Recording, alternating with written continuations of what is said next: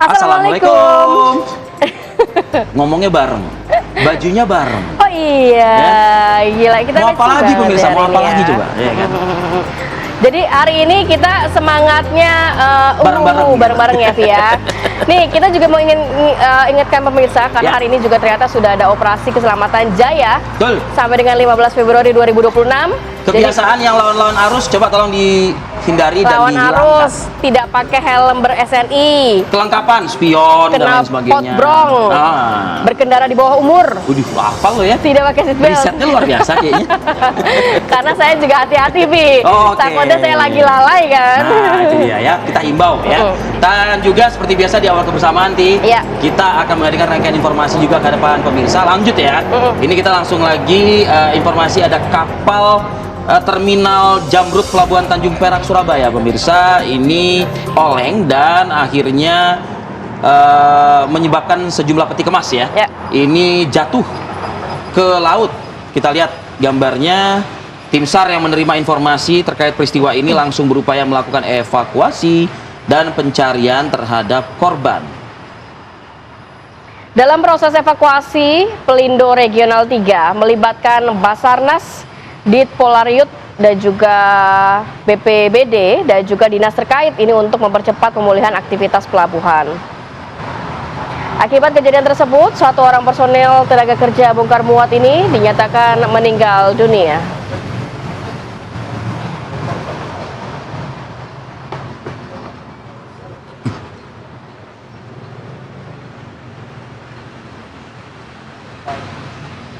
Pemirsa, proses pengangkatan bangkai kapal motor penumpang atau KMP Tunu Pratama Jaya yang ini sebelumnya tenggelam di perairan Selat Bali pada 2 Juli 2025 lalu ini terus berlanjut pemirsa, dan saat ini tim evakuasi telah berhasil mengangkat 4 bagian buritan kapal yang berada di area paling dekat dengan badan kapal.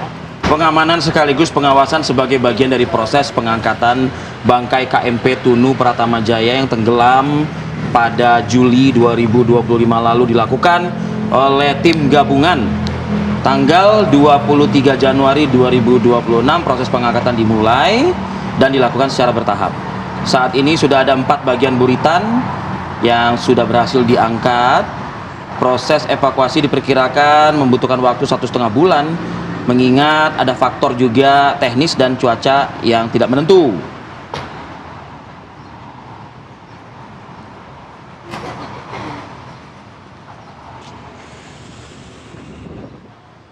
Kita beralih ke informasi lainnya pemirsa. Ini ada seorang pria yang dihajar oleh massa setelah diduga hendak menculik bayi berusia 3 bulan di Rusun Muara Baru, Penjaringan, Jakarta Utara pemirsa.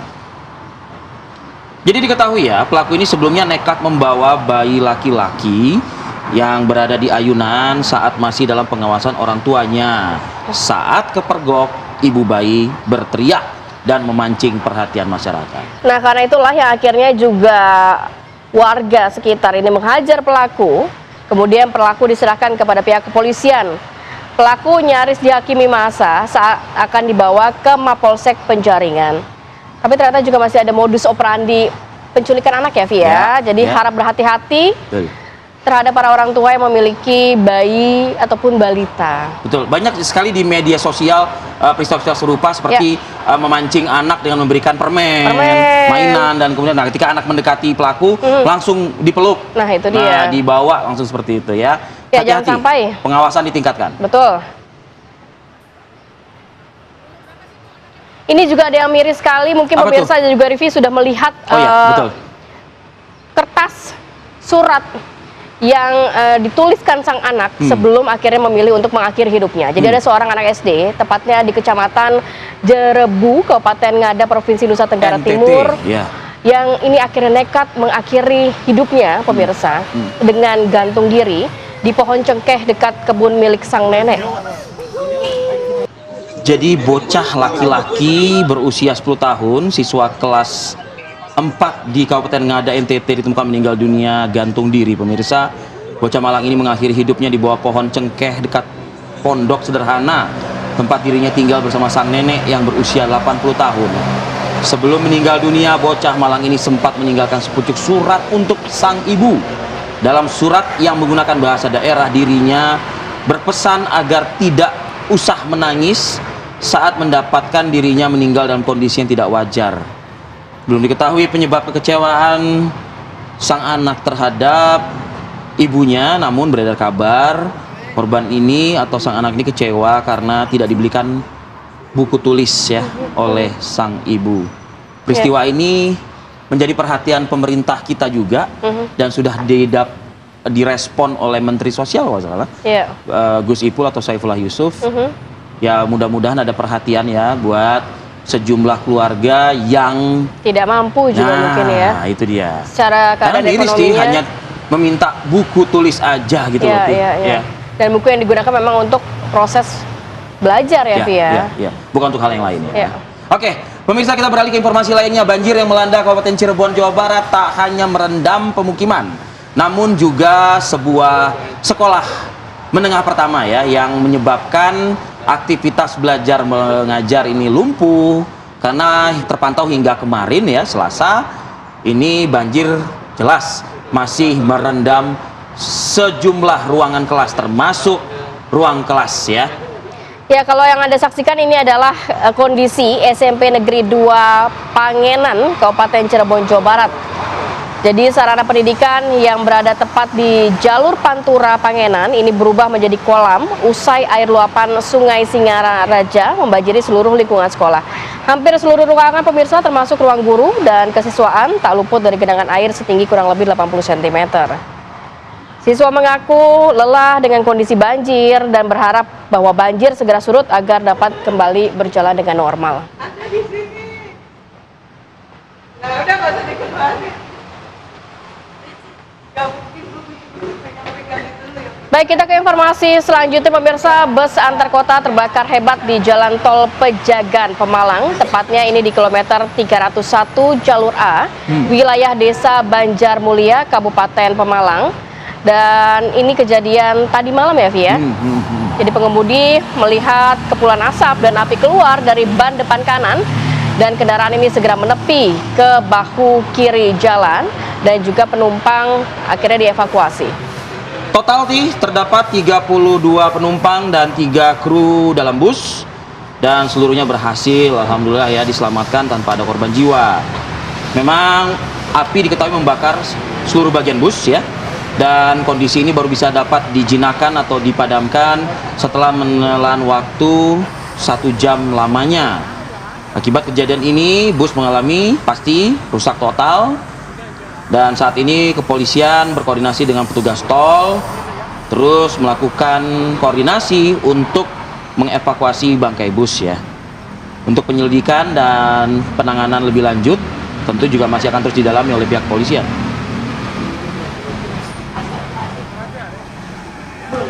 Pesan apa kalau dari peristiwa ini? Kalau saya sih berpesannya gini, mungkin PO bus gitu ya, mau itu wisata atau antar kota antar provinsi, dibiasakan untuk mengecek kelaikan kendaraan. Betul, tapi kan sebenarnya seharusnya itu sudah hal-hal yang misalnya rutin dilakukan ya, Via. Nah itu dia, tapi ternyata masih saja ada beberapa kendaraan, khususnya bus akap ini yang ternyata lalai dalam pemeriksaan kendaraannya. Akhirnya mengakibatkan ujung-ujungnya yang kayak gini nih, ya kan, ada peristiwa yang mungkin akan merugikan sejumlah penumpang yang harusnya tiba on time di lokasi tujuan. Biasanya sih kalau untuk urusan-urusan kayak gini yang paham itu biasanya pihak kepolisian lalu lintas nih biasanya. Gitu deh. Tapi kalau yang on time ini biasanya siapa nih? Nah biasanya sih Brigadir Sarah lah nih. Siapa lagi? Eklesia Sarah. Wah ini yang udah biasa mewarnai informasi di pagi hari. Silakan Brigadir Sarah. Anda saat ini berada di kawasan Jalan Muhammad Husni Tamrin, Jakarta Pusat. Informasi ditunggu.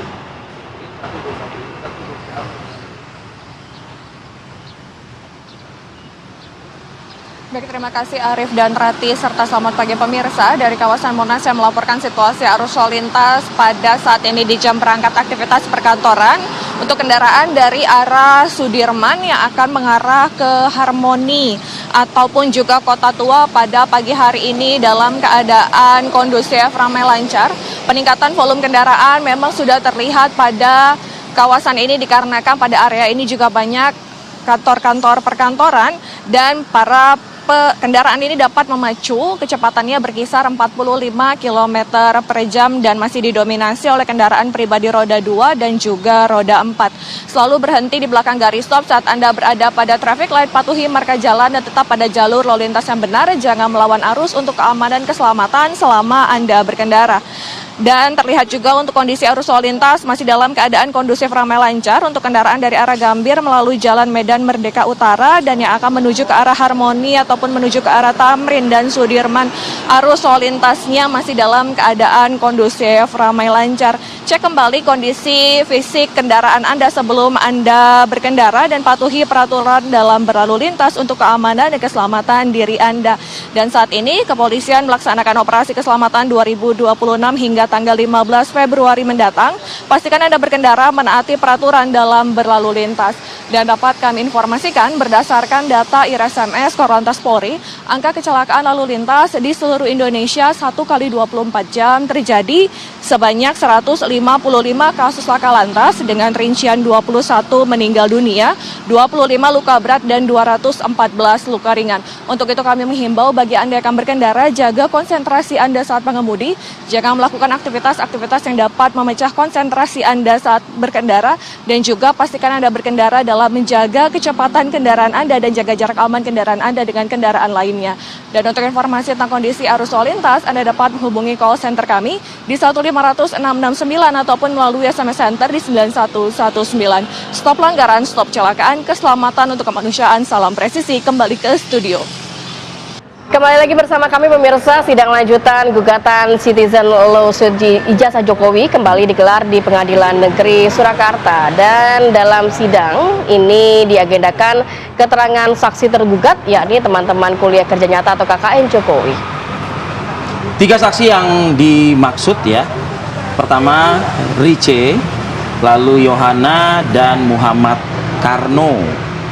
Rice dan Yohana merupakan teman KKN Jokowi. Rice merupakan mahasiswa Fakultas Biologi, sementara Yohana dari Fakultas Hukum. Saksi Muhammad Karno merupakan putra Kepala Desa Ketoyan, Kecamatan Wonosegoro, Boyolali, tempat KKN digelar. Saksi Rice dalam keterangannya di depan majelis hakim mengaku satu kelompok KKN dengan Joko Widodo bersama Yohana dan Eko dari Fakultas Teknik. Rice juga menunjukkan sejumlah foto saat KKN kepada majelis hakim yang juga dilihat oleh kuasa hukum penggugat dan tergugat. Dalam sidang ini juga kemudian Rati juga membaca pasti ya pemberitaannya. Jadi panggilan akrabnya Pak Jokowi dulu. Ya. Jack katanya gitu. Jack ya. Jack gitu. Panggilan akrab oleh teman-teman kuliahnya, teman-teman KKN-nya ya. Betul.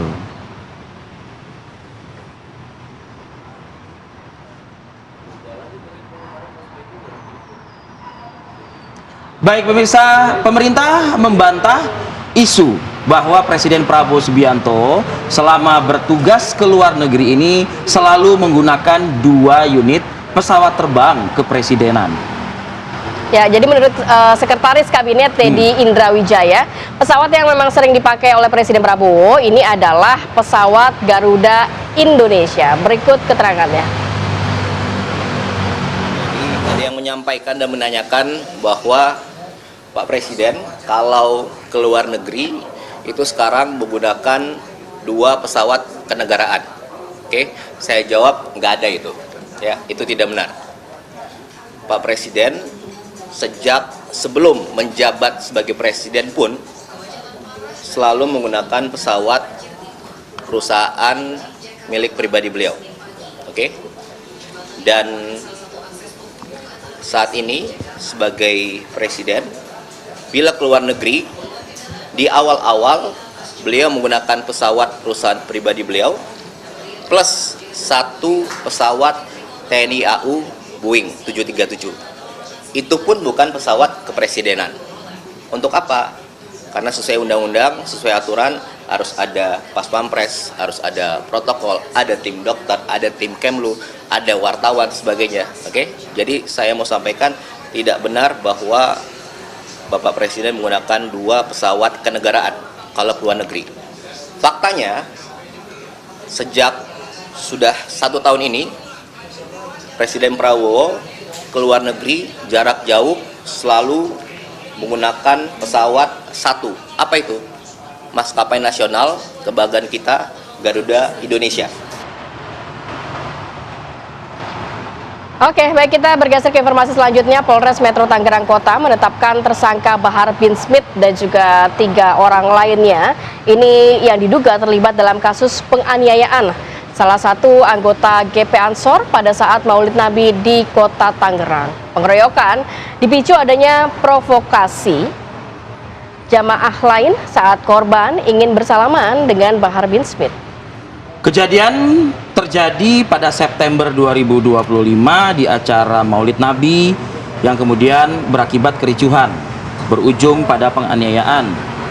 Peristiwa dilaporkan kepada kepolisian pada 22 September 2025. Atas laporan tersebut, penyidik Satreskrim Polres Metro Tangerang melakukan pemeriksaan terhadap 29 saksi dan 4 orang yang ditetapkan sebagai tersangka, yaitu inisial AES, DNC, dan MA. Sementara seorang lainnya adalah Bahar bin Smith.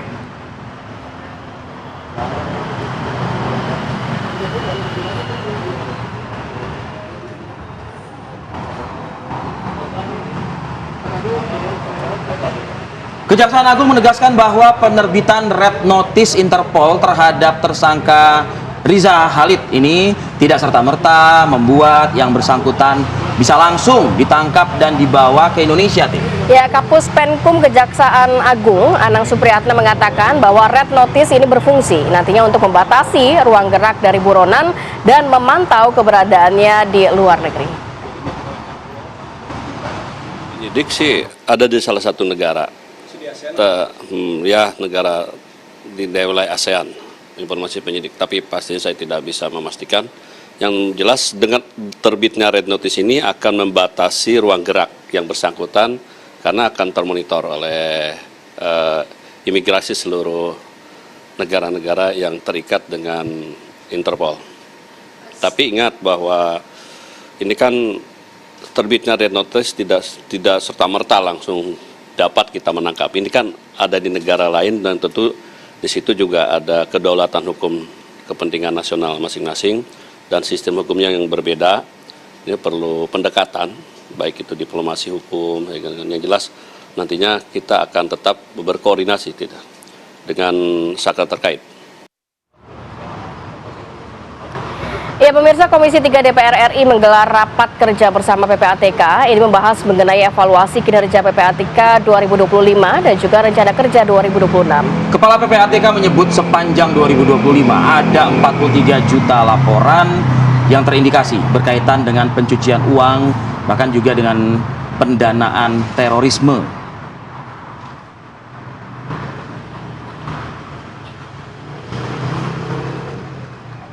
Dari puluhan juta laporan PPATK menganalisis ada total perputaran dana mencapai 2.085 triliun yang terindikasi pencucian uang dan pendanaan terorisme. PPATK telah menyampaikan 994 hasil analisis, 17 hasil pemeriksaan delta, serta 529 informasi kepada penyidik dan kementerian yang terkait.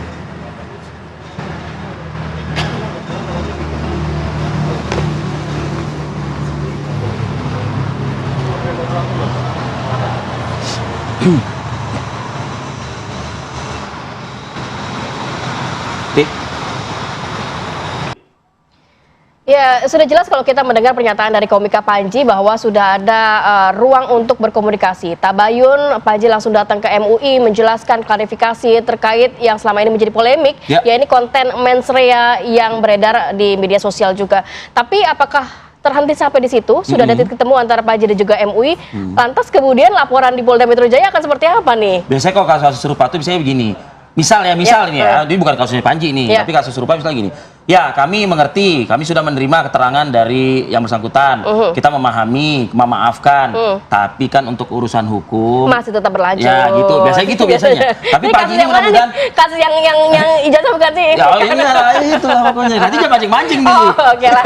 Kita sudah menghadirkan beberapa narasumber yang bergabung via Zoom dan juga langsung di studio. Kita sudah bersama Bapak M. Ihsan Tanjung, Ketua Tim Implementasi KUHP MUI. Assalamualaikum, selamat pagi. Assalamualaikum. Waalaikumsalam warahmatullahi wabarakatuh. wabarakatuh. Kemudian juga sudah bergabung bersama kami via Zoom Bang Haris Azhar, kuasa hukum Panji Pragiwaksono, dan juga Kiai Haji Matin Syarkowi selaku pelapor. Assalamualaikum, selamat pagi Bapak-Bapak. Assalamualaikum, selamat pagi Bang Haris, Pak Kiai Matin. Selamat pagi. Pagi. Baik. Oke, saya mau sedikit dulu ke Bang Haris. Bang Haris, walaupun kemarin juga kita sudah mendengarkan pernyataan Anda dan juga Panji saat konferensi pers begitu setelah dari MUI. Tapi boleh mungkin sedikit dirinci Bang, bagaimana pertemuan kemarin? Suasananya seperti apa? Suasananya seperti apa? Kemudian juga apakah memang sudah ada titik temu antara kedua pihak, yakni Panji dan juga MUI? Ya, jadi pertanyaannya kan sedikit dirinci ya. Jadi kalau sedikit nggak mungkin dirinci itu. Nah, jadi ada Pak Irsan juga tadi kemarin ikut hadir. Niat awalnya bertemu, berkunjung dan ingin bertemu Kiai Holil Nafis itu kan dalam rangka sebetulnya pertama kita melihat MUI ini kan otoritas kelembagaan ya, otoritas kelembagaan dalam soal perumatan dalam di umat Muslim atau Islam gitu. Jadi dan kita percaya bahwa MUI itu punya struktur yang atau fasilitas yang bisa menelaah.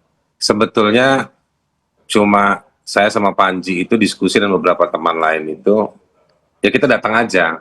Nah, tadi kan ada di awal tuh dibahas soal nanti proses hukum dan lain-lain. Itu pun kita tetap hormati, tetap kita kalau dipanggil kita jalani. Hari Jumat besok pagi, Jumat lusa ya, kita juga diundang untuk terkait dengan laporan soal mensrea ini. Ada beberapa laporan. Jadi sebetulnya ke MUI itu dalam rangka ingin menjelaskan ke institusi yang punya otoritas ini, dan kita percaya MUI pasti mau mendengar terkait dengan niatnya Panji yang dikerjakan Panji terkait dengan mensrea. Apakah ini ada tujuan-tujuan tertentu? Itu dijawab oleh Panji kemarin. Nah, bahwa kemudian kan kemarin yang terima itu Profesor Kiai Asrorun Niam kan, dan juga Pak Ihsan Tanjung juga ada ikut menerima karena Pak Holil Nafis, Kiai Holil Nafis lagi di istana. Panji juga dapat nasihat juga, ya catatan-catatan lisan lah ya, meskipun itu tidak formal atau belum formal, tetapi juga Panji dapat masukan dan saya pikir Panji sangat apresiatif sekali.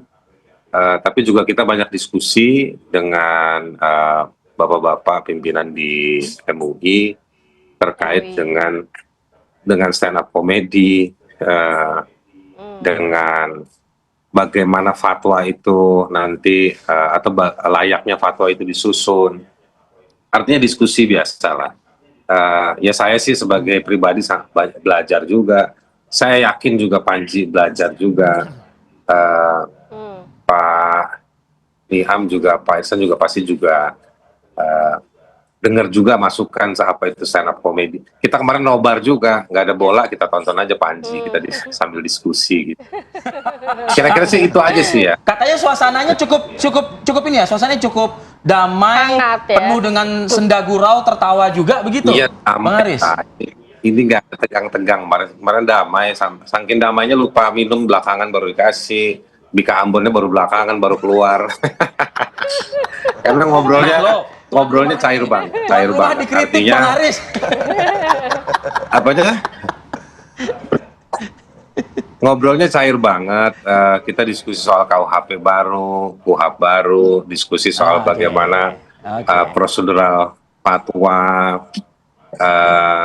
Ya nanti Pak Ihsan lah bisa tambahin lah. Pak Ihsan kan juga banyak diskusi kemarin. Nanti kita ke Pak Ihsan ya dari MUI, juga Pak Kiai Matin. Satu hal lagi juga, apakah juga Panji ditanya atau mungkin Panji inisiatif menjelaskan, Bang Haris, ketika memasukkan unsur ibadah. Nah, gitu loh, di dalam konten yang bisa dikatakan lawak-lawak gitu loh ibaratnya. Ya justru itu sebenarnya materi utamanya. materi utamanya. Jadi ya, karena tadi kemarin itu prosesnya tidak terlalu kaku formal, jadi ya kita ngobrol. Dan memang yang jadi bahan diskusi itu soal penyebutan istilah-istilah ibadah yang sebetulnya kalau dari kami, dari pihak Panji, kita menjelaskan bahwa tidak ada niatan untuk menghina istilah peribadatan atau kegiatan peribadatan dalam Islam, yaitu sholat, dan juga menjelaskan dari sisi frasa maupun secara lebih luas dari sisi kalimat maupun dari sisi kumpulan kalimat di bagian yang kemudian jadi bahan laporan itu. Yang intinya atau dengan kata lain, inisiatif untuk menjelaskan bahwa sebetulnya bukan soal sholat, tetapi kita lagi bicara soal bagaimana sholat justru digunakan oleh sejumlah orang untuk membangun image, membangun profil dirinya baik di hadapan masyarakat dalam rangka misalnya untuk mendapatkan jabatan. Justru sebetulnya kalau saya nih menafsirkannya secara pribadi, sebenarnya Panji mau bilang, justru Panji sedang mungkin ya kalau bahasa agamanya sedang berdakwah, kasih tahu ke lewat stand up mensreya itu banyak loh orang yang munafik lah ya, sholat belaga baik, tapi sebetulnya di situ korup, bikin kebijakan yang mengakibatkan banjir, misalnya kayak begitu. Nah Panji sebenarnya poinnya mau ngomong itu di mensreya. Baik. Oke, baik. Bang Haris, saya mau mendengarkan dari tuan rumah kemarin nih. Oke. Saya mau ke Pak Iksan. Mau nanya apa? Bika Ambon dapat telat keluarnya gitu. Kalau kita untungnya nggak telat nih keluarnya ya. Teh dan cemilan. Pak Iksan begini, tadi dikatakan bahwa sebenarnya kita harus juga mengapresiasi bentuk inisiatif tabayun yang dilakukan oleh Panji begitu ya, dan direspon terbuka juga oleh MUI. Kemarin juga disampaikan oleh Bang Haris ada pesan-pesan nasihat-nasihat yang diberikan MUI kepada Panji. Sebenarnya pesan utama yang kemarin disampaikan seperti apa sih? Karena memang ini sudah menuai polemik Pak di masyarakat luas. Ya, jadi saya mau sampaikan surat dari Polda itu tanggal 19 Januari 2026 meminta kami untuk memberikan keterangan ahli. Ahli ya. Kemudian penyidik Polda datang, kami bicara dengan penyidik Polda. Nah, kami laporkan di rapat pimpinan bahwa ada permintaan ahli dari Polda terkait dengan Pak Panji ini, mensreya. Kemudian kita bahas dalam rapim. Dan kemudian Rapim memutuskan supaya berapa bidang membahas secara khusus, bidang hukum, bidang fatwa, dan bidang informasi komunikasi untuk mempelajari konten dari, karena setiap permintaan ke MUI kita akan melakukan telaah dulu untuk bicarakan, jadi kemudian itu menjadi pendapat secara kelembagaan, bukan personal orang per orang. Nah, pada hari itu kami sampaikan, kami jawab suratnya Polda karena kita belum ada keputusan, kita silakan ditunggu nanti hasil dari pembahasan dari MUI.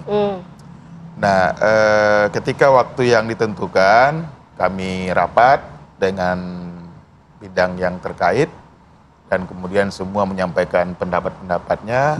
Dan itu beragam ya, mengapresiasi, menyayangkan, dan segala macam. Saya pikir semua pimpinan punya hak untuk menyampaikan pandang-pandang mereka. Ya, itu. Nah, kemudian dilaporkan di forum itu bahwa kuasa hukum Panji menghubungi MUI. Nah, karena Panji masih di Amerika, kita sampaikan silakan Panji langsung datang ke MUI.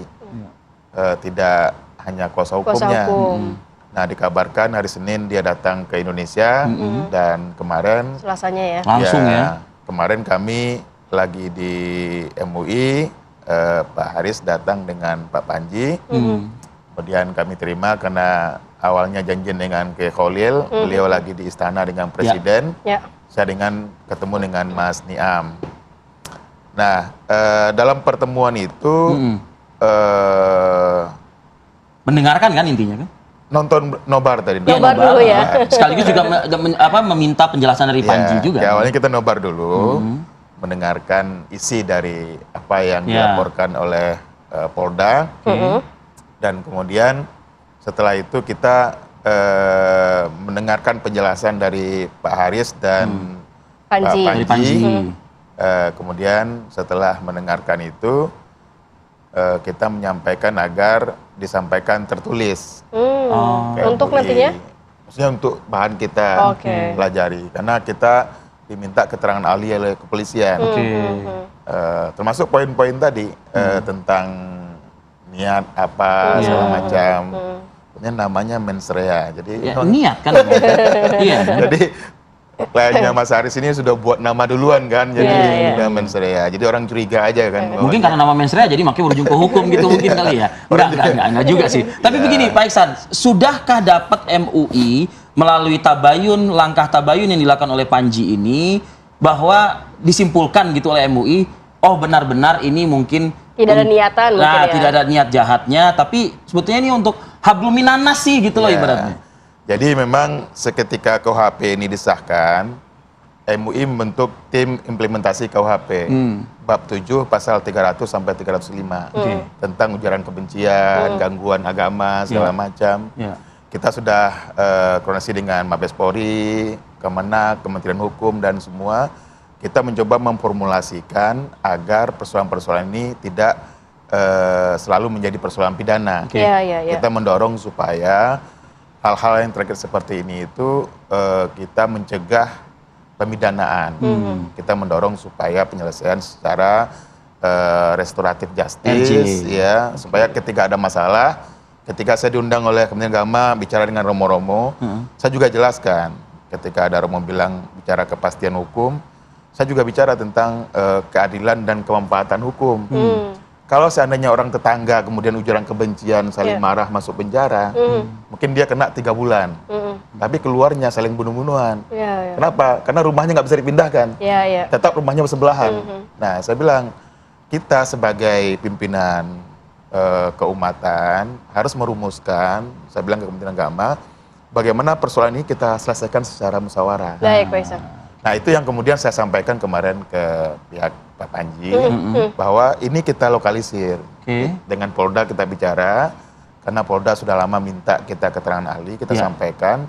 Karena memang dalam Islam itu kan sudah diajarkan di surat An-Nahl 125 itu, Udu'u ila sabili rabbika bil hikmah wal mau'izatil hasanah wajadilhum billati ahsan. Jadi artinya menyampaikan juga dengan cara yang baik, Iya, iya. kemudian membimbing juga dengan cara yang baik, berdebat juga dengan cara yang Baik baik, juga. tidak menimbulkan sakit hati atau apa. Nah. Jadi artinya kami juga di MUI ini memberikan gambaran kepada Pak Panji bagaimana kami membimbing Oke. dengan Baik, cara yang baik, baik, termasuk nasihat kami yang sampaikan Pak Azhar, kalau bisa ke depan itu ya materinya itu jangan menyentuh sensitivitas masyarakat, Iya. Iya sih. supaya nggak ada pergolakan gitu. Tapi Iya. kalau mengkritik Karena nanti masyarakat kan jadi tafsir macam-macam ya ya, gitu. jadi kalau dia mengkritik apa kita sangat mendukung. Iya, iya. Tapi masuk ke masalah ibadah Nah, itu agak ini. sensitif itu. Agak sensitif ya. Agak sensitif. Oke, tadi kata Pak Iksan mengatakan bahwa kalau bisa memang tidak semua hal dibawa ke ranah hukum. Tapi kita tahu sudah ada laporan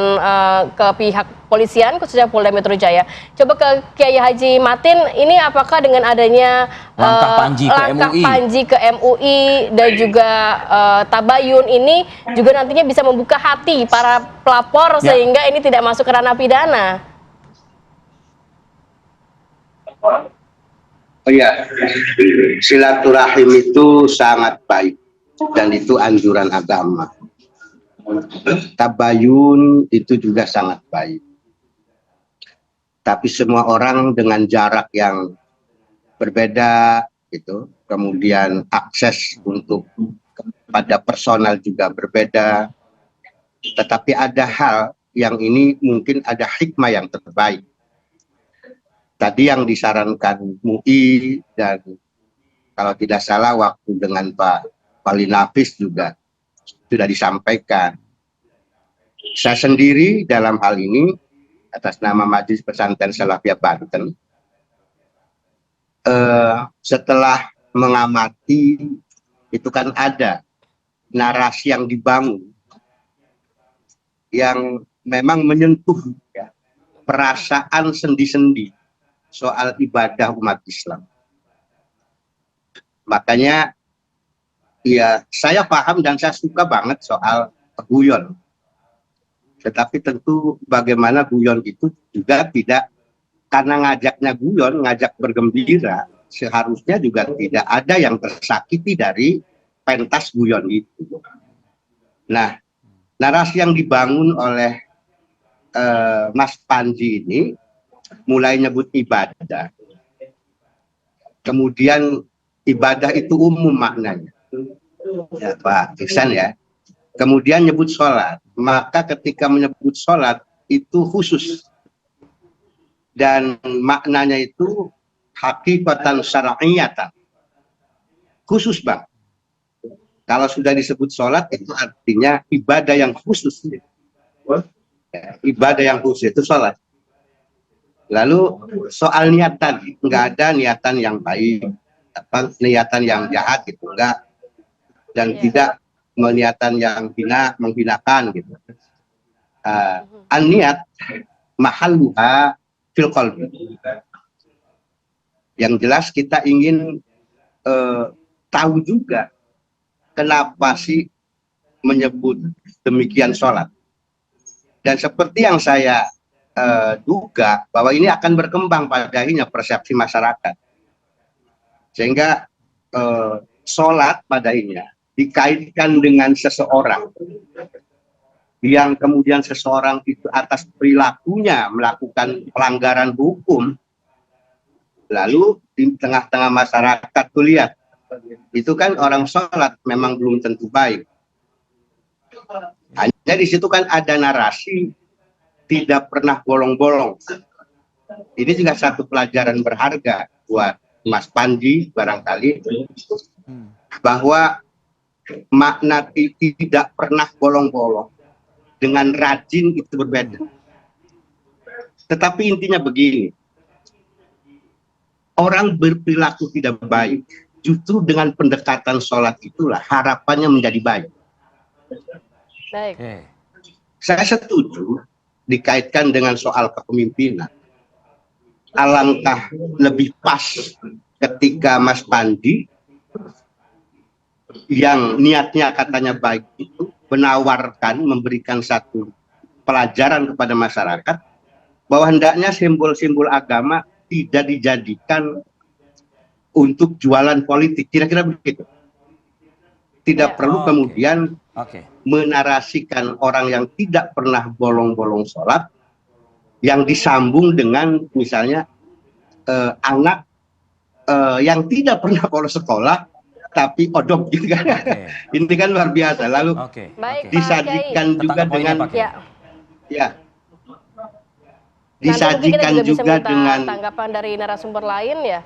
Tadi poinnya adalah jangan sampai simbol-simbol ibadah ini akhirnya dikaitkan dengan narasi politik, gitu ya, Pia. Tapi kita tahan dulu ya, Pak Kiai dan narasumber lain. Kita akan kembali saat lagi, tetap bersama kami di Apa Kabar Indonesia Pagi. Terkait tentang terlapor PP, saudara PP, di dalam suatu acara mensrea, Polda Metro Jaya menerima 5 laporan polisi. Saya luruskan ya, 5 laporan polisi dan 1 pengaduan. Atas 5 laporan polisi tersebut, saudara PP diminta untuk diundang untuk hadir klarifikasi pada hari Jumat pukul 10.00 WIB.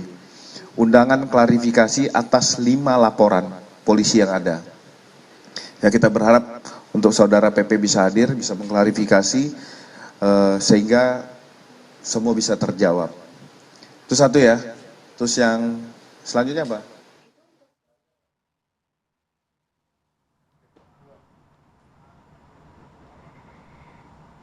Jadi 5 laporan polisi, 1 aduan masyarakat ke Polda Metro Jaya terkait hal ini ya. Saya mau ke Bang Haris. Bang Haris, tadi dikatakan oleh Pak Kiai bahwa sebenarnya kalau mengatakan ibadah ini bersifat umum, tapi saat disebutkan sholat ini sudah spesifik. Jangan sampai simbol-simbol ibadah ini nantinya ditarik ke ranah politik, Bang Haris.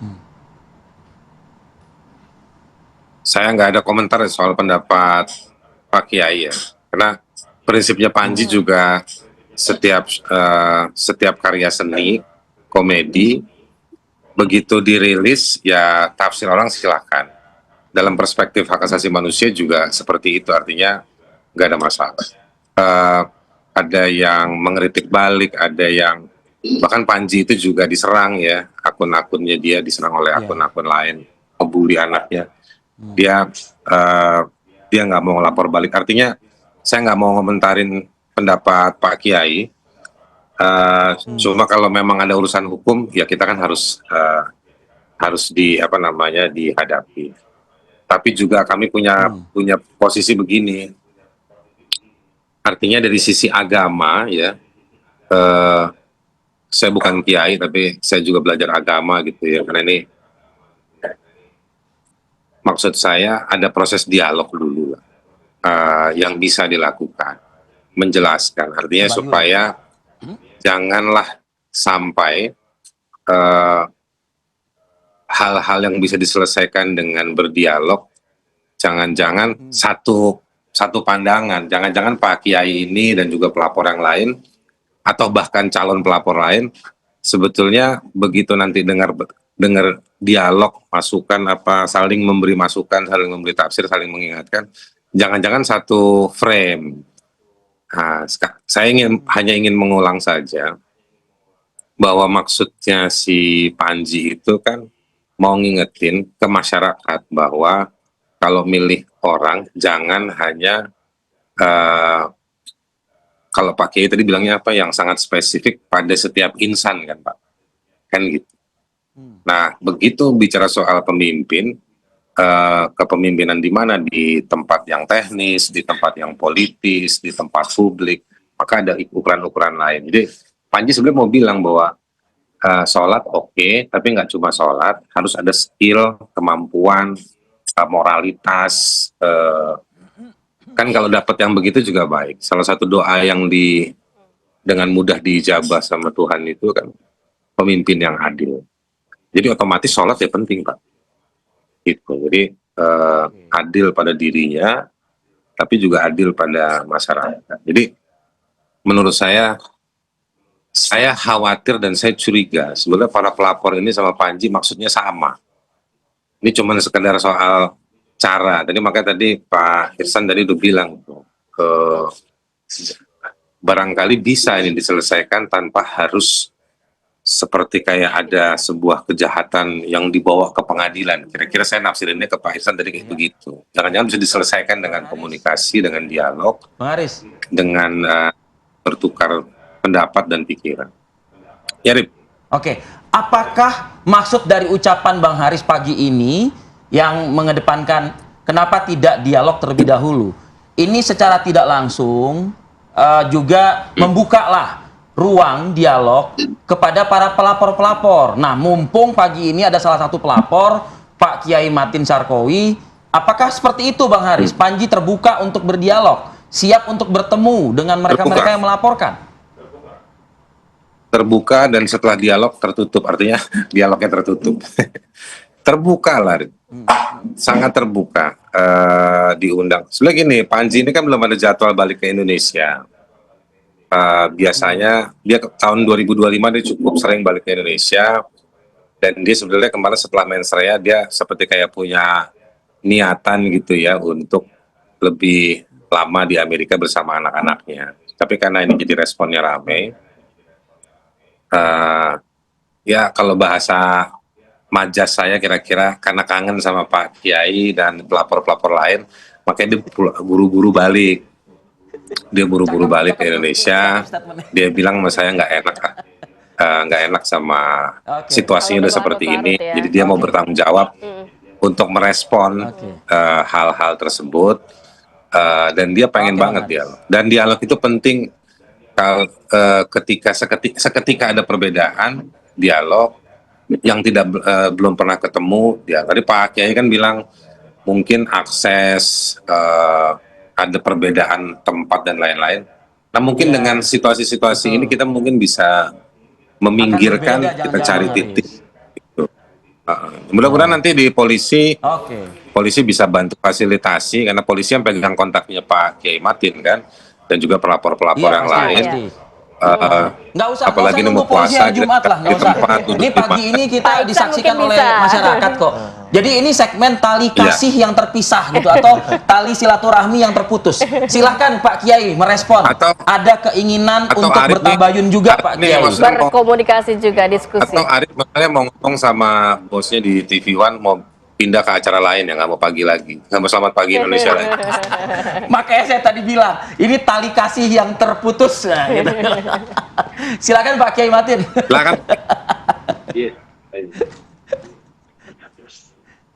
Jadi di tengah-tengah kita lagi mencoba untuk membangun sebuah kekuatan moderasi dan toleransi. Oleh karena itu, ya mohon maaf banget. Yang belum begitu paham, saya sendiri belum paham banget gitu ya. Bukan seorang ulama besar. Soal agama ini nggak perlu dia ngomong agama. Sebab begini Bang Azhar. Justru sekali lagi sholat itu rukun Islam ya, dan makanya saya juga sebetulnya ingin di forum ini sedikit menanggapi juga ya, banyak berseliweran yang kemudian tidak bisa membedakan mana yang sholat itu khusyuk, mana sholat itu yang tidak khusyuk. Konteks narasi Mas Panji yang tidak bolong-bolong itu adalah yang sholat kategori khusyuk. Kalau sudah menyebut konteksnya sholat yang khusyuk, alladzina hum fi sholatihim khoshi'un, itu berbeda dengan alladzina hum fi sholatihim sahun. Tetapi kemudian yang tidak paham dengan ini mungkin dari bentuk narasi yang dipahami berbeda-beda, itu juga akan wajar. Baik. Saya misalnya dari Majelis Pesantren Salafiyah, konteksnya adalah yang tidak pernah bolong-bolong. Sekali lagi, yang tidak pernah bolong-bolong. Artinya itu alladzina hum fi sholatihim khoshi'un. Kalau yang rajin saja bisa jadi alladzina humnya fi sholatihim sahun. Tentu konteksnya ini berbeda. Nah inilah yang perlu merasa kami tersinggung. Sebab tadi itu preman saja misalnya, ya, orang yang tidak kelakuannya nggak anu lah, justru dengan sholat itulah sebagai sebuah pendekatan menjadi baik. Jadi gini Mas Ar, itu kan konteksnya baik dan tidak baik, bukan soal kemampuan memimpin, baik dan tidak baik. Pak Kiai. Kalau artinya kita terima kasih Pak Kiai mungkin menjelaskan itu ya pagi ini. Tapi alangkah lebih afdol lagi mungkin nih Pak Kiai kalau misalnya dijelaskannya face to face. Wah, itu lebih indah itu. Iya kan? Jangan-jangan nanti dapat juga mungkin semacam kayak keterangan-keterangan yang menyejukkan yang tentu mungkin ya pasti diakui adalah di situ permohonan maaf dan lain sebagainya gitu Pak Kiai. Insya Allah menyejukkan lah Pak. Insya Allah menunjukkan lah. Kita juga enggak kan hak juga ya, ingin tahu, hanya pengaduan. Salafiyah Banten diperkenankan Pak Kiai. Kenapa? Oh iya. Kalau Panji datang ke pesantren Anda, kita ini kan soal jarak. Dimanapun kita oke-oke saja Pak, yang namanya silaturahim kok.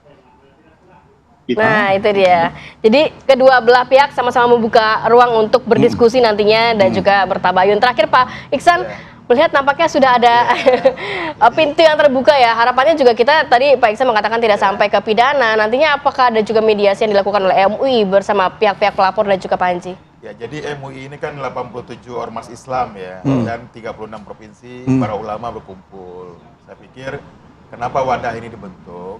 Untuk mewadahi semua kelompok-kelompok aliran yang ada. Kalau satu pasti bingung bagaimana menyelesaikannya. Tapi kalau dikumpulkan di MUI semua tokoh-tokohnya duduk di situ. Hasilnya jadi lebih bagus. Nah, kita musyawarah. Kita musyawarah karena menjaga umat ini tidak harus kemudian mempidanakan. Menjaga umat itu bagaimana umat nyaman, tenang, keadilan. Jadi kepastian hukum itu tidak kemudian menjadi panglima dalam menyelesaikan masalah masyarakat. Kita tanya, kalau kita hukum, apa manfaatnya? Nah, adil nggak? Karena anak saya itu sudah sama istri saya udah mendebat terus itu. ketika saya diundang oleh TV One, dia bilang, hati-hati ngomongnya, Panji itu belum tentu niatnya jahat. Aduh, saya bilang ini berat sebelah. Tantangan saya bukan pada publik, anak dan istri saya. Dia bilang, Abi ngomongnya hati-hati ya. Panji itu belum tentu punya niat jahat dia. Padahal namanya mensria ya. Dia itu niatnya baik, menghibur kok. Aduh, insya Allah nanti saya sampaikan. Saya bilang. Berat memang ya. Berat juga memang. Jadi kesini juga berat saya. Baik. Kita nantikan saja mungkin kalau misalnya ini aspeknya kan silaturahmi, sudah ke MUI, kita apresiasi Panji dan tim kuasa hukum, dan rencana mungkin nanti kita bantu ya Bang Haris ya, kita kasih nanti nomor kontaknya Pak Kiai Matin ke Bang Haris. Biar bisa berkunjung langsung. Nah, itu akan lebih indah lagi Indonesia melihatnya nanti, begitu loh ya kan. Kita tunggu juga pemeriksaan hukumnya pada hari Jumat. Ya. Terima kasih Bang Haris Azhar, terima kasih Pak Kiai Matin Syarqawi, dan juga Pak Iksan Tanjung sudah hadir sebagai narasumber di Apa Kabar Indonesia Pagi. Baik, kita juga masih memiliki serangkaian informasi menarik pemirsa yang kami rangkum dalam kilas peristiwa terkini berikut ini.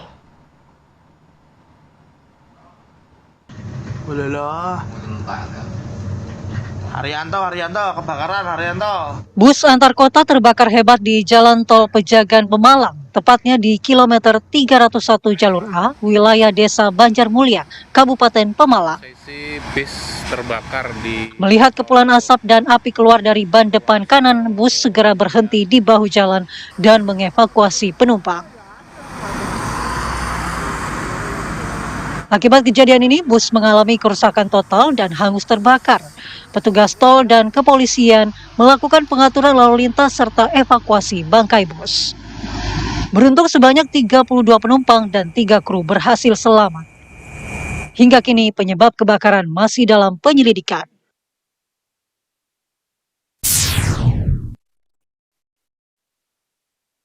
Penanganan kapal Mutiara Garlip Samudra pengangkut limbah yang karam di perairan Teluk Jodoh, Pulau Dangas, Kota Batam, Kepulauan Riau terus dilakukan untuk membatasi pencemaran laut.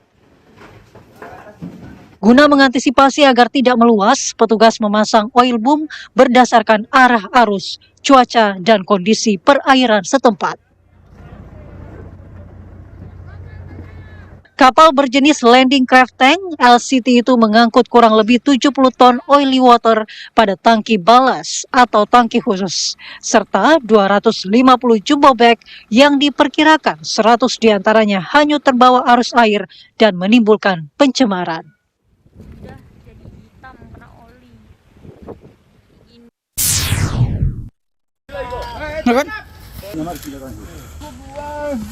Aparat Polsek Sunggal, Sumatera Utara melakukan penggerebekan sarang narkoba di bantaran sungai dan rel, tepatnya di Jalan PDAM Tirtanadi, Lembah Berkah, Medan Sunggal, dan di Desa Serbajadi, Kecamatan Sunggal, Kabupaten Deli Serdang, Sumatera Utara.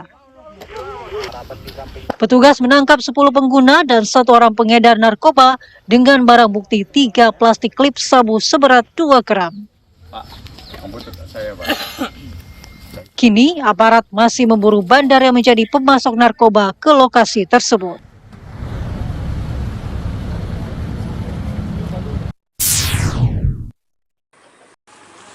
Petugas gabungan membongkar sebuah bangunan yang diduga digunakan sebagai tempat praktik prostitusi berkedok warung soto di Klaten, Jawa Tengah.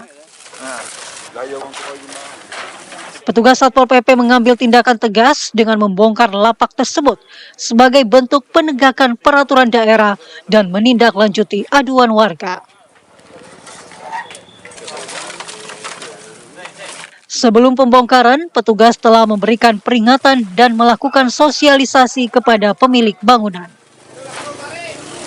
Dalam penertiban tersebut, petugas juga mengamankan sejumlah barang yang diduga digunakan untuk mendukung aktivitas prostitusi.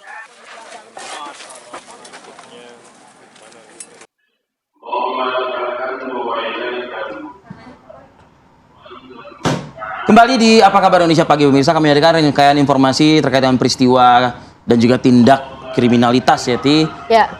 Ini ada aksi pencurian kendaraan yang terjadi saat pemilik motor sedang menunaikan ibadah sholat subuh yang berada di Kelurahan Margasari, Karawaci, Kota Tangerang, Banten. Di mana pelaku yang terlihat di layar kaca ini menggunakan jaket hitam terlihat masuk ke area masjid pada Selasa pukul 5 pagi. Jadi meski kendaraan ini memang sudah terparkir dalam keadaan terkunci stang, tetapi pelaku masih bisa menyalakan dan membawa kabur motor korban yang saat itu memang sedang melaksanakan ibadah sholat subuh. Atas kejadian ini, korban NC Kusmayandi langsung melaporkan peristiwa tersebut ke Polsek Karawaci. Dan polisi juga masih terus memburu pelaku yang... Oh, udah tadi? Wajahnya sudah diketahui. Sudah itu? terlihat ya. Iya. Jadi kayaknya tidak perlu Perkara waktu mudah lama lah. Iya. untuk pihak kepolisian mengamankan pelaku pencurian. Terlihat terpampang jelas wajahnya. Selamat pagi, Mas yang ada di layar CCTV. Memilih untuk diciduk atau hadir sendiri? Mending sholat bener-bener ya, ketimbang nyuri motor. Iya. Pada saat orang sholat subuh. Betul. Ih, kita ngomong sholat aman ya? Insya Allah Ya, aman lah. Kita kan nggak. Karena mens rea saya kan untuk mengingatkan juga. Betul, gitu. niatnya baik ya. Betul. Kunci stang. Udah dikunci stang tadi. Udah ya? Mungkin kunci gembok. Berarti saya ngeles dong barusan. Oke lah, kita tinggalkan informasi tersebut, kita geser ke informasi lain. Ini ada insiden yang diduga ledakan memicu kepanikan sejumlah siswa SMP 03 Sungai Raya, Kabupaten Kubu Raya, Kalimantan Barat saat aktivitas belajar mengajar ini masih berlangsung. Ledakan terdengar cukup keras hingga membuat sejumlah siswa berhamburan keluar kelas. Guru segera mengarahkan pelajar untuk menjauh dari lokasi kejadian demi menghindari kemungkinan adanya bahaya lanjutan. Jadi guru, pihak sekolah juga memulangkan akhirnya siswa lebih awal setelah kejadian tersebut, dan selanjutnya proses belajar mengajar dilakukan sementara secara daring. Tim Lafor dan Inafis Polda Kalimantan Barat yang datang ke lokasi langsung melakukan olah TKP dan mengamankan juga pelaku ya. Ini dari ledakan ini juga mengakibatkan beberapa orang yang terluka terkena serpihan paku dan saat ini sedang menjalani perawatan. Jadi sekali lagi pelaku sudah diamankan ya. Ini di Polsek Sungai Raya. Semoga para korban yang saat ini menjalani perawatan medis dapat segera pulih ya, Vi ya.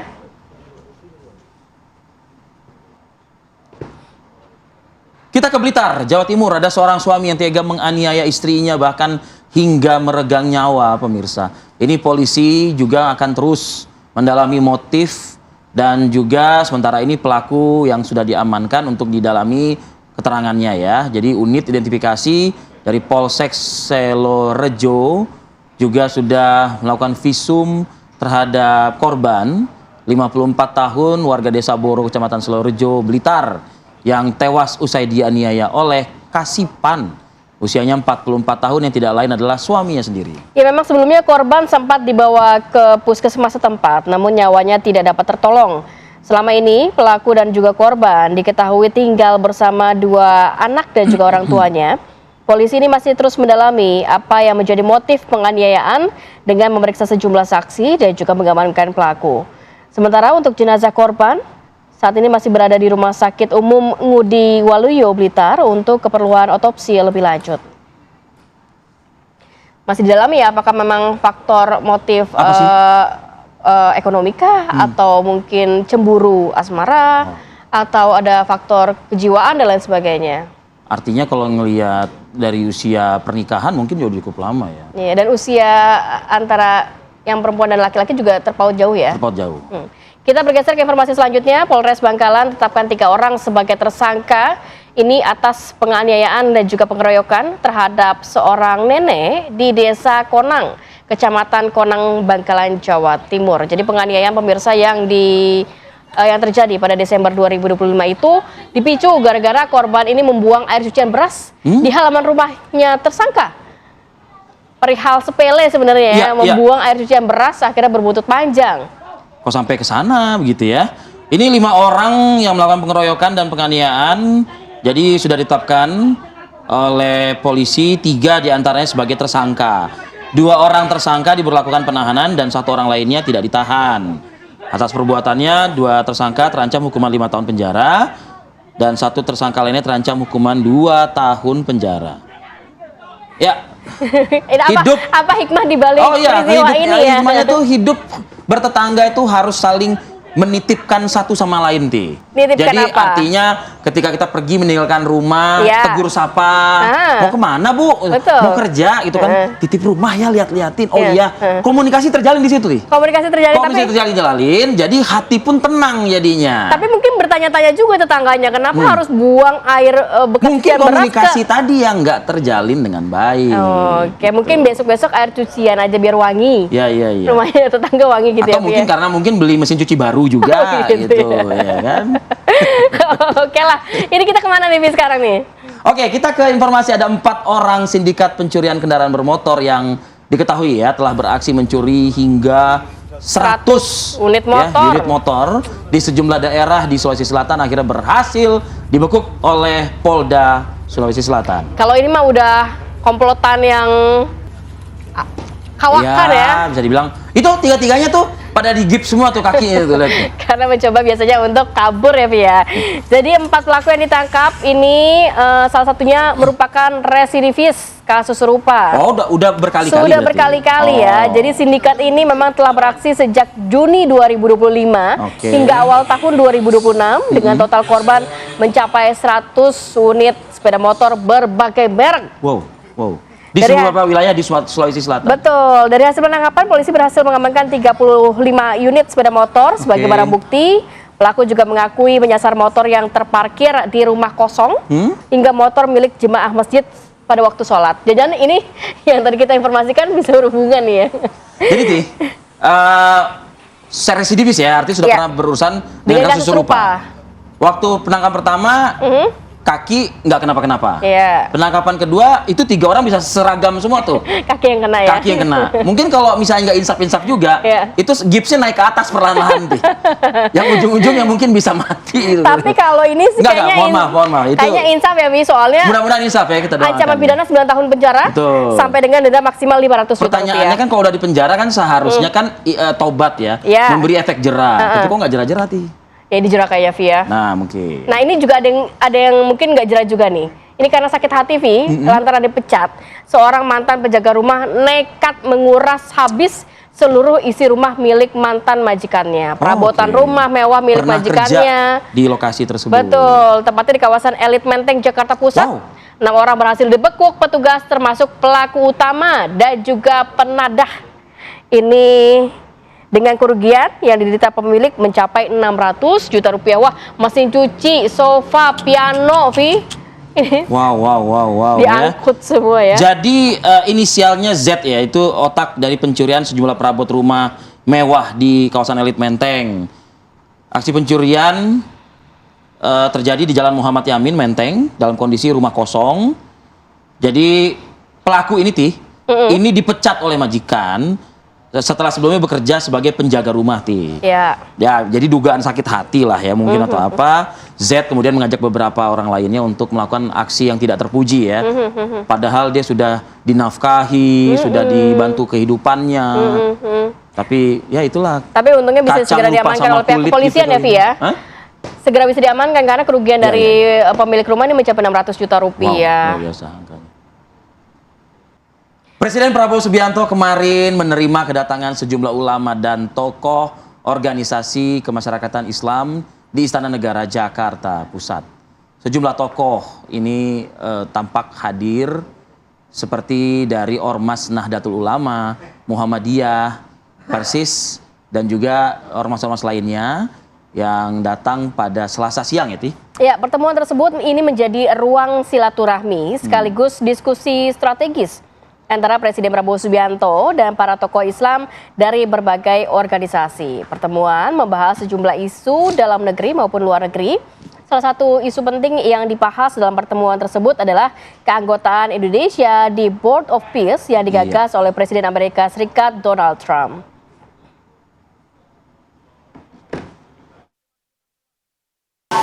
Pertemuan berdiskusi dengan tokoh-tokoh ormas dan tokoh-tokoh muslim dan tokoh-tokoh pondok pesantren. Ini adalah pertemuan yang sebenarnya rutin. Beberapa waktu yang lalu juga pernah dilakukan oleh Bapak Presiden.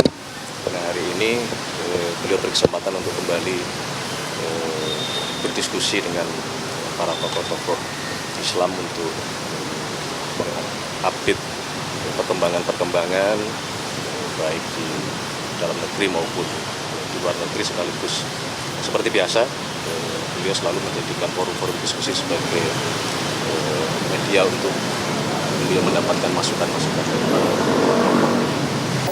Mau dialog tentang kepesertaan anggota Indonesia di BOP, Board of Peace.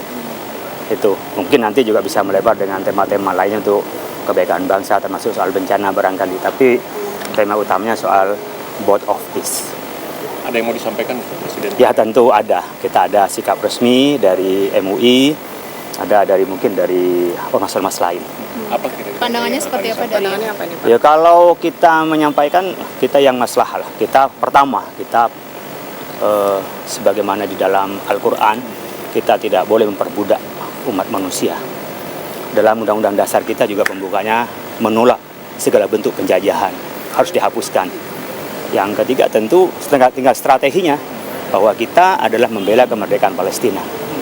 Salah seorang juga yang diundang dan hadir di istana adalah Ketua Umum Wahdah Islamiyah. Ini ada Ustadz Muhammad Zaitun Rasmin. Selamat pagi, Assalamualaikum Ustadz. Waalaikumsalam warahmatullahi wabarakatuh. Ustadz, berbagi cerita, berbagi kisah pagi ini Ustadz ya, mudah-mudahan bisa tersampaikan. Apa pembahasan ya yang cukup bisa mungkin disimak oleh publik pada pagi hari ini terkait dengan adanya dialog ya antara pemerintah, presiden dalam hal ini dengan Ustadz Zaitun dan beberapa tokoh ormas, tokoh agama Islam lainnya. Ya, alhamdulillah ini seperti gayung bersambut ya.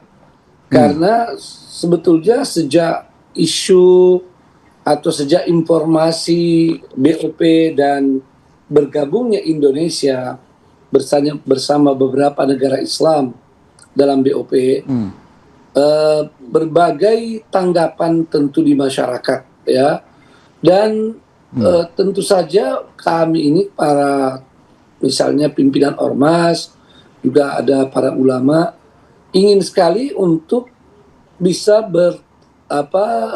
mendapatkan informasi yang utuh tentang hal tersebut ya.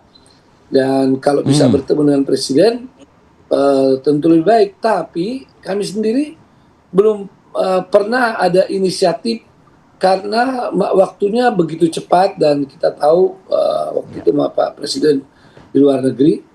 Namun kemudian tiba-tiba pada hari Senin, Selasa, ya itu dapat Senin dapat informasi undangan ya, walau Senin sore untuk pertemuan hari Selasa, dan ini disambut baik oleh para pimpinan ormas, para ulama karena ya ini inisiatif dari presiden untuk bertemu. Alhamdulillah ya, kami ingin menyampaikan masukan ya, termasuk yang diundang adalah yang di media begitu misalnya keras memberikan tanggapan ya terhadap BOP dan keberadaan Indonesia di situ. Itu kira-kira ya berkenaan dengan latar belakang pertemuan tersebut ya. Dan di pertemuan itu tentu Bapak Presiden menyampaikan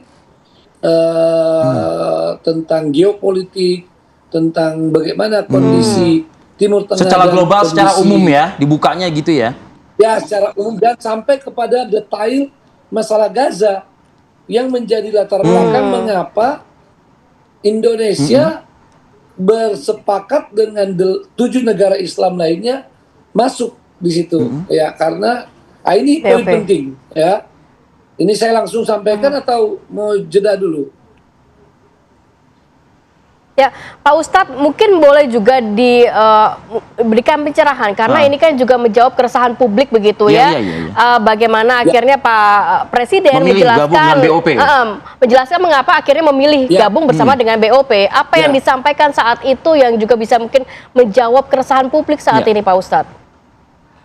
Ya, ini betul sekali, sebab memang dalam bahasa Arab itu disebut al-hukmu ala syai' far'un an tasawwurihi.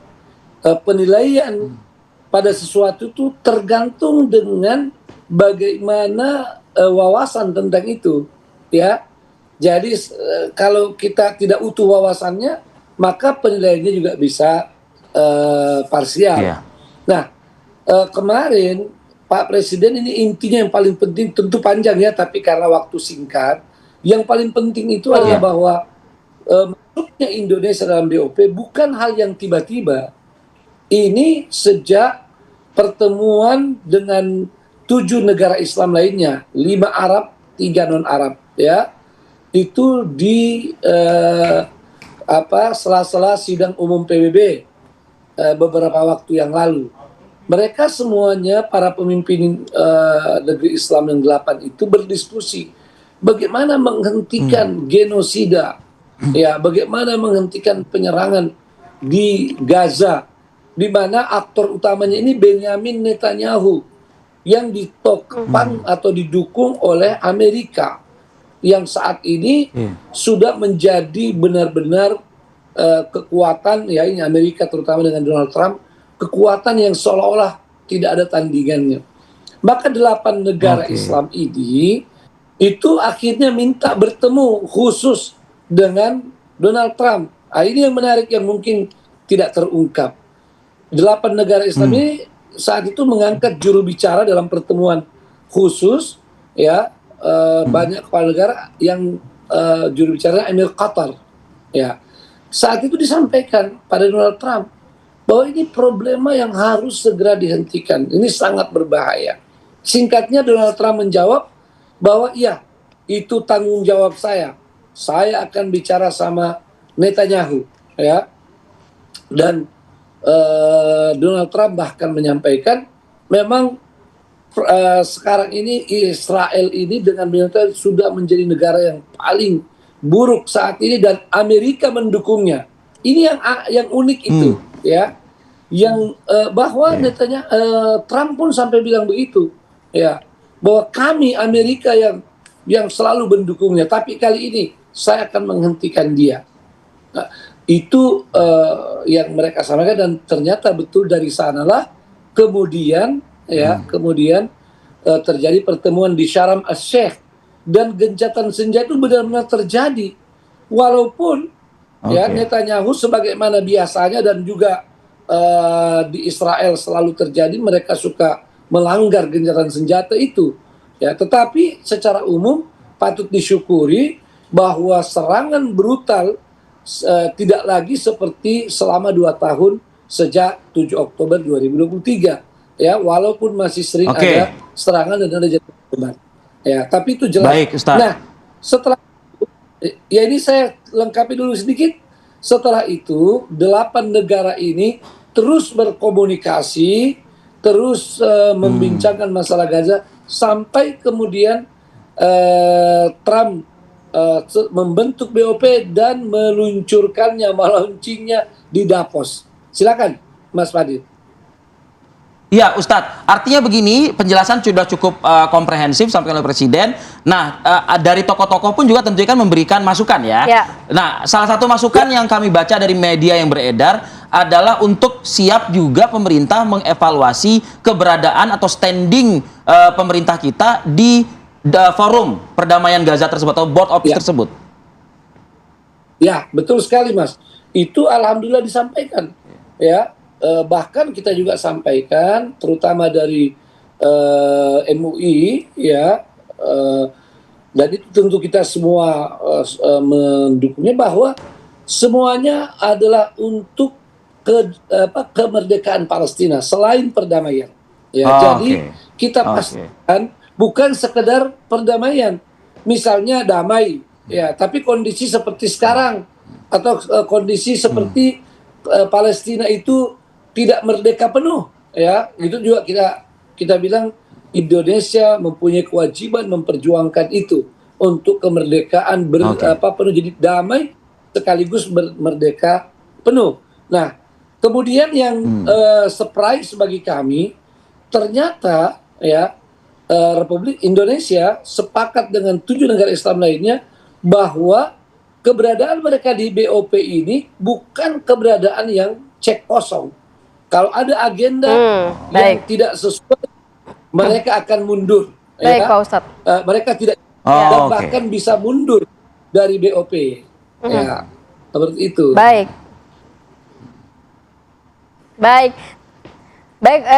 Penjelasannya sudah sangat lengkap terkait pertemuan kemarin dengan tokoh-tokoh Ormas Islam dan juga Presiden Prabowo Subianto. Terima kasih banyak atas informasinya Kiai Haji Muhammad Zaitun Rasmin, Ketua Umum Wahdah Islamiyah. Selamat pagi, selamat beraktivitas kembali. Assalamualaikum. Assalamualaikum, Ustadz. Ya pemirsa, Anda kembali menyaksikan Apa Kabar Indonesia Pagi on Location bersama saya Margareta Novita. Nah pemirsa, jelang bulan suci Ramadan pasti mobilitas masyarakat kita meningkat.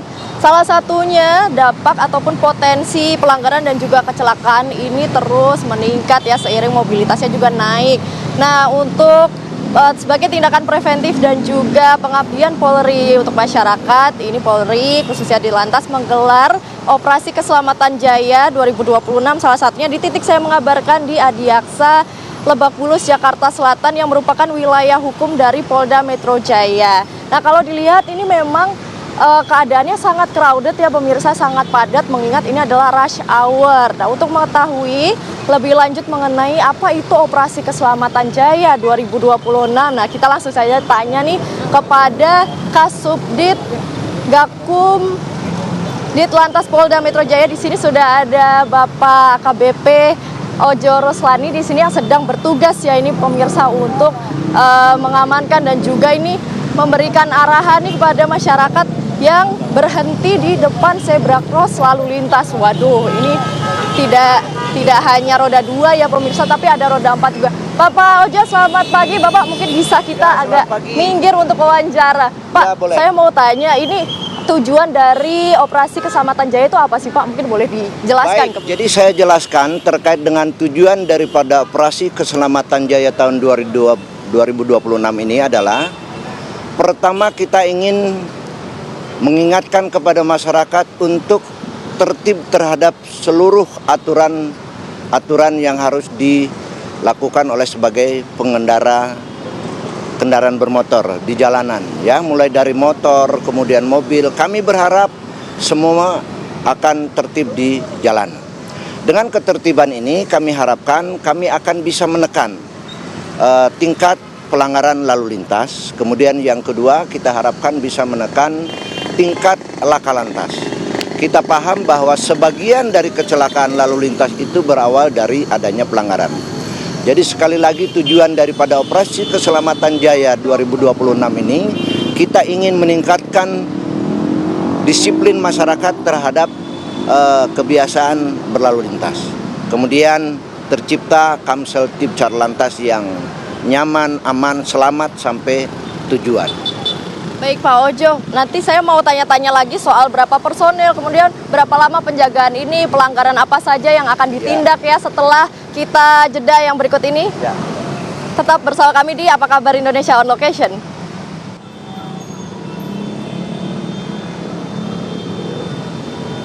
Anda masih menyaksikan Apa Kabar Indonesia Pagi on Location bersama saya Margareta Novita. Nah tadi menyambung tadi saya masih di titik Jalan Adiaksa Lebak Bulus Jakarta Selatan untuk melihat ini banyak sekali masyarakat yang melewati tempat ini, sangat padat sekali memang situasinya dan beberapa juga melanggar nih, salah satunya ada angkot di sini pemirsa yang berhenti di depan zebra cross, juga ada motor di sini yang berhenti di depan zebra cross. Lampu merah Jalan Adiaksa. Nah, saya mau ikut langsung ada Kasubdit Gakum Ditlantas Polda Metro Jaya. Di sini ada AKBP Ojo Roslani yang hari ini bertugas menindak. Di sini sudah ada Pak Ojo. Kami mau ikutin bagaimana beliau ini menindak dan juga memberikan arahan kepada masyarakat di sini. Nah, kebetulan ini ada beberapa kendaraan yang kami lihat berhenti di depan zebra cross perempatan di Jalan Adiaksa. Nah, ini sedang dilakukan penindakan dan juga pengarahan agar tertib mundur karena tidak hanya kendaraan roda 2 tapi juga ada roda 4 di sini. Waduh, ini depan banget ya pemirsa ya, saya sampai bingung ini mau ngikutinnya gimana. Ya, ini kita dengarkan arahan dari Pak Ojo ya. Tengah ya Pak ya. Ya. Ya, nggak apa-apa. Jadi tetap Bapak ketika merah Bapak berhenti di belakang zebra cross ya Pak ya, tetap dibiasakan ya Pak ya. Ya, terima kasih Pak. Ya, memutar balik diberikan kesempatan ketika lampu merah sudah hijau. Tapi selama merah, Bapak tunggu dulu, jangan memutar. Terima kasih ya Pak ya. Hati-hati di jalan ya Pak ya. Oke, terima kasih Pak. Bapak hati-hati ya Pak ya, jangan dilanggar lagi. Ya boleh Pak Ojo, kita mau lihat kemana lagi nih Pak? Kita ikuti bagaimana. Ada angkot melanggar. Oh, ada angkot melanggar ini kata Pak Ojo, bisa kita ikutin. Waduh, maaf ya pemirsa, ini kita nyebrang dulu nih demi keselamatan para masyarakat ya, khususnya yang melewati Jalan Adiaksa. Di sini sudah ada angkot ya. Waduh, ini malah melawan arah pemirsa, padahal ini kendaraan yang cukup besar. Nah, kita dengarkan pengarahannya dan penindakannya. Ya, kita sedang ada operasi keselamatan. Tujuannya itu untuk menghimbau ya pada pengendara, khususnya seperti Bapak ini yang sedang melanggar ya. Tolong jangan jadikan contoh seperti ini karena tidak baik. Ya. Di sini udah banyak sekali laporan dari masyarakat. Ya. Kalau satu ngikut semua di sini lawan arus, nanti pengendara yang lain ngikut semua ke sini semua, ya. Apalagi Bapak bawa penumpang seperti ini, ya. Ya, kita lagi ada operasi keselamatan, tapi tujuannya itu hanya untuk memberikan himbauan, ya. Kita tidak ada penindakan, tapi tolong janji sama diri sendiri Bapak untuk tidak mengulangi lagi ya. Bisa ya Pak ya? Iya. Pasti Pak, pasti. Ya, di sana sudah lampu merah. Saya minta Bapak untuk putar balik. Ya, pemirsa, itu tadi arahan dan juga petunjuk dari petugas yang melangsungkan operasi keselamatan Jaya, karena kalau dilihat ini merupakan kendaraan besar, bahkan bukan kendaraan kecil saja yang melawan arah, tapi ini kita sedang melihat kendaraan besar seperti angkot, dan kendaraan angkot ini sedang membawa penumpang nih pemirsa. Waduh, jangan ditiru ya buat masyarakat. Nah, kita juga mau tanya-tanya lagi ke Pak Ojo di sini. Pak Ojo, ini Pak pelanggaran apa saja sih Pak yang ditindak pada operasi keselamatan Jaya? Jenis pelanggaran yang kita lakukan penindakan sebagai target operasi itu ada 11. Ya, mulai dari pelanggaran marka, kemudian tidak menggunakan helm SNI, kemudian melawan arus, kemudian membawa kendaraan dengan kecepatan melebihi batas, kemudian berboncengan lebih dari satu. Dah, itulah yang menjadi target daripada pelanggaran-pelanggaran di operasi keselamatan Jaya tahun 2026 ini. Dan nggak boleh marah ya kalau ditindak Pak? Ya, kalau ditindak, kita harus sadar tentunya bahwa kita melakukan teguran, kita memberikan peringatan kepada mereka itu demi keselamatan para pengguna jalan itu sendiri. Ya, kita tahu bahwa pelanggaran itu nanti akan berakibat kepada kecelakaan. Hampir rata-rata kecelakaan diawali dengan pelanggaran. Untuk itu saya menghimbau patuhi semua aturan berlalu lintas. Kita biasakan berlalu lintas yang berbudaya, memperhatikan keselamatan diri kita sendiri dan orang lain, dan kita tetap menghargai orang lain sesama pengguna jalan. Baik, terima kasih Pak Ojo atas waktunya. Selamat kembali bertugas. Terima kasih banyak. Ya pemirsa, itu dia apa kabar on location pada hari ini. Kembali ke Rivi dan juga Rati di studio. Baik, terima kasih Margareta Novita. Ini langsung dari Lebak Bulus, Jakarta Selatan. Selamat bertugas kembali.